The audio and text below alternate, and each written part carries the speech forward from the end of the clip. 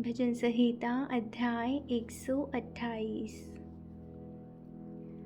क्या ही धन्य है हर एक जो यहोवा का भय मानता है और उसकी मार्गों पर चलता है। तू अपनी कमाई को निश्चय खाने पाएगा। तू धन्य होगा और तेरा भला ही होगा। तेरे घर के भीतर तेरी स्त्री फलवंत दाखलता सी होगी। तेरी मेज के चारों ओर तेरे बालक जलपाई के पौधे से होंगे। सुन, जो पुरुष यहोवा का भय मानता हो वह ऐसी ही आशीष पाएगा।